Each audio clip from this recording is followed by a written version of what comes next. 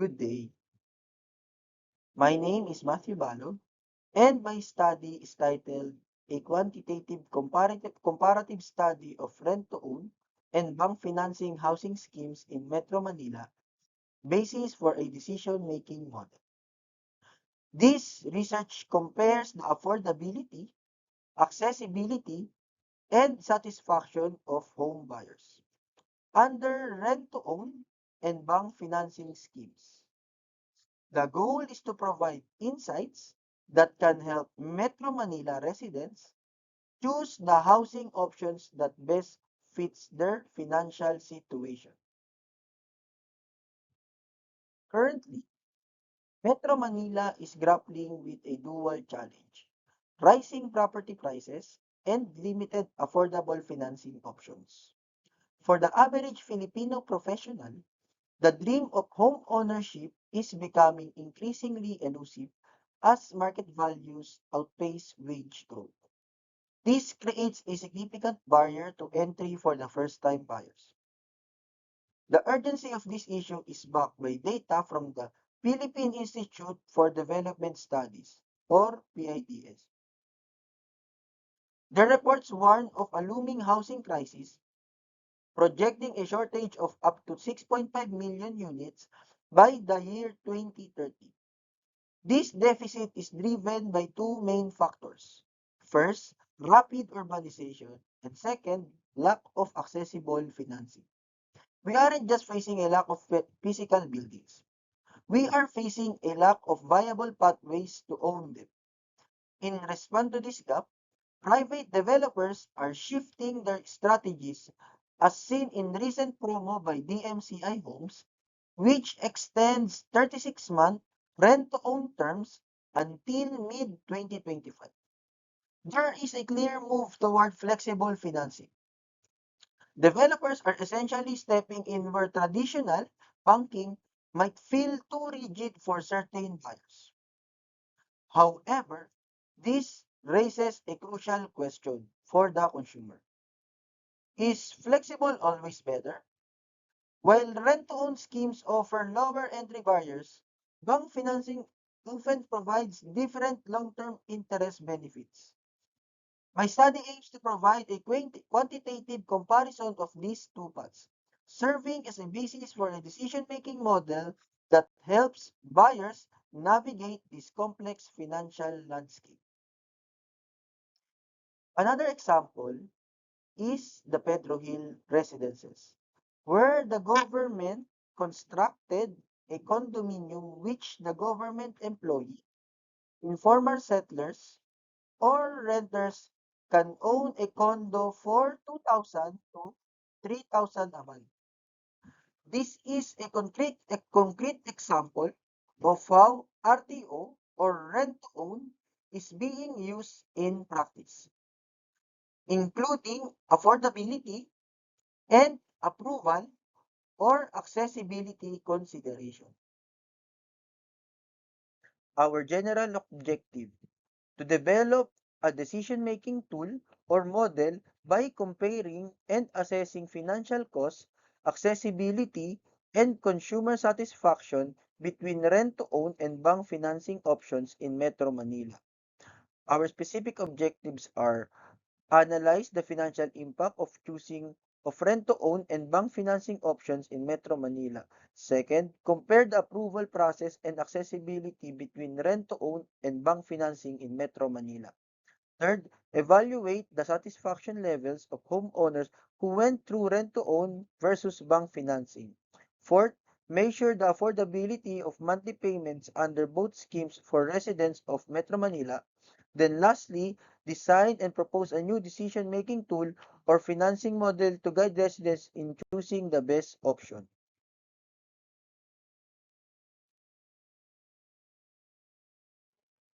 For my data procedures, first, secured permission from selected housing developers, homeowners association, and banks to allow us to conduct the survey in Makati City.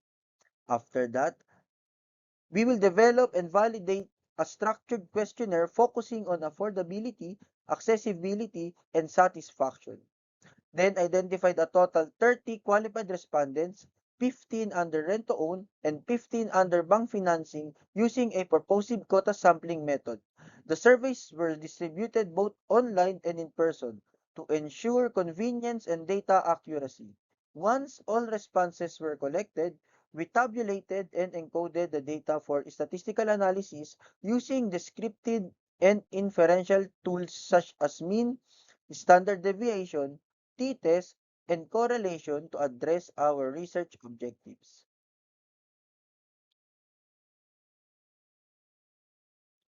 So here's our sample survey proof of the respondents. Now, let's look at who participated in our study and how they view their housing schemes. We surveyed 30 homeowners split evenly between rent-to-own and bank financing.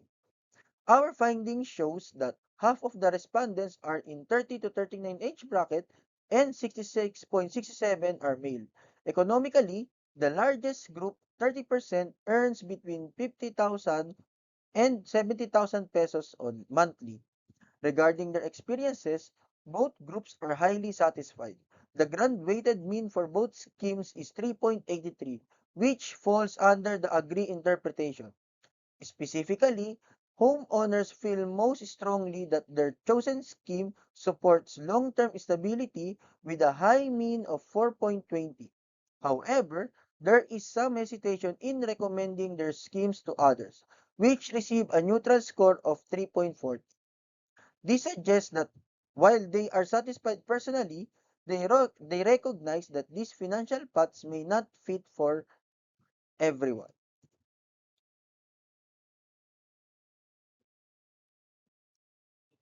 For Table 3, ranking of choice drivers. When we compare two groups, a key takeaway is their statistical equivalence. The satisfaction mean for rent-to-own was 3.83 and for bank financing, it was 3.75. Our analysis confirms there is no significant difference in how these two groups perceive their housing schemes. So, if satisfaction is nearly equal, what actually drives the choice? We rank five key factors. Flexibility emerged as top priority with a total score of 61, followed very closely by affordability at 60. Accessibility ranked third, while approval convenience was fourth. Interestingly, credibility or the institutional reputation of the provider was the lowest priority for respondents, scoring only 26 points. This tells us that for Makati City homeowners, the specific financial terms and the flexibility of the deal matter far more than the brand name of the developer or bank. Decision-making model. Because we found that both schemes offer similar levels of satisfaction, we developed a decision-making model to help future buyers choose based on their personal needs. The model offers two distinct paths. Path A is for those who prioritize flexibility. If you need adjustable terms or have lower initial capital, our study suggests leaning toward rent-to-own. Path B focuses on cost efficiency. For buyers with stable documentation who want the lowest possible interest rates and long-term savings, bank financing is the recommended choice. What is your primary priority for homeownership? For rent to own, if you need flexibility and low cash out and lower initial capital, easy entry requirements, adjustable terms, no bank approval yet, you will go with the rent to own. But if you want lowest long-term cost, best interest rates, higher credit score needed, stable monthly amortization, and direct bank approval, you will go with bank financing. Conclu- Conclusion. 1. High overall satisfaction across schemes. 2. Statistical equivalence. 3. Divergence decision drivers. 4. Uniform low priority or on institutional reputation. 5. Proposed decision-making model. 1. Both rent-to-own and bank financing are perceived as effective housing solutions by residents in Makati City with weighted means of 3.83 and 3.75 respectively. respondents generally agree that their chosen scheme provides stability and fits their income capacity. Two, the most critical finding from the inferential analysis is that there is no statistical significant difference between the perception of the two groups. With a value of 0.994583 confirms that neither schemes is objectively better than the other in the eyes of the consumers. While while the satisfaction levels are similar, the reason for choosing a scheme or distinct rent-to-own users are primarily driven by flexibility of payment, which allows for more adaptable financial planning. Bank financing users are driven by affordability and approval convenience, seeking the most cost-effective and streamlined process. Four, interestingly, both groups rank credibility as their lowest influencing factor. This suggests that for residents in Makati and surrounding areas, the personal financial impact and specific terms of the contract outweigh the reputation of the developer or bank. The study concludes that a successful housing decision-making model must be priority-based. Since both schemes effectively support long-term stability, the choice should be dictated by whether a buyer values flexibility which favoring rent-to-own or upfront affordability and speed, favoring bank financing. Recommendation.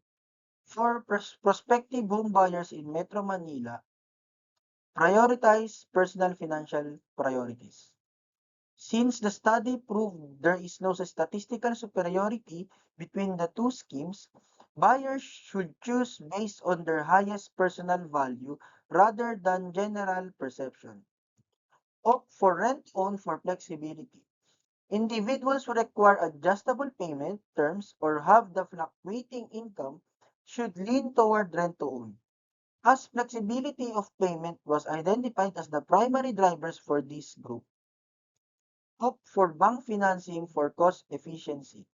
Buyers with stable documentation and a priority on the lowest monthly rates should choose bank financing, which score highest in monthly affordability. Two, for real estate developers and banking institutions, improve customer service in banking. Banks should evaluate their service delivery and terms as they receive a neutral satisfaction rating compared to the agree rating for rent-to-own providers. Capitalize on long-term stability.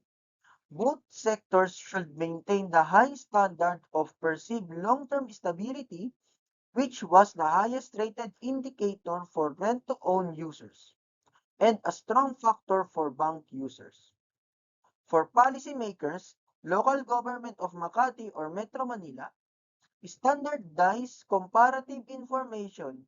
The government should provide transparent tools for residents to compare these schemes, as respondents are highly influenced by affordability and approval convenience. Support diverse financing options. Policies should continue, Policymakers should continue to support both schemes to cater to different economic segments. Rent to own for those needing flexibility and bank financing for those seeking traditional affordability. For future researchers, expand the geographic and sample scope. Future studies should increase the sample size across other cities in Metro Manila to see if regional differences impact the p-value and overall significance. Conduct longitudinal analysis.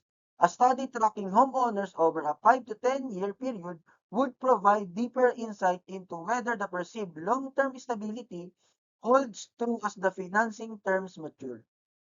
Policy focus beyond buyers recommend that the Department of Human Settlements and Urban Development or DSUD or local Makati government create a standardized comparison sheet. Since my statement of the problem for sure that credibility is the lowest priority, buyers might accidentally choose a shady developer because they are only looking at flexibility. Government intervention can ensure they are protected while pursuing those flexible terms. That's all. Thank you.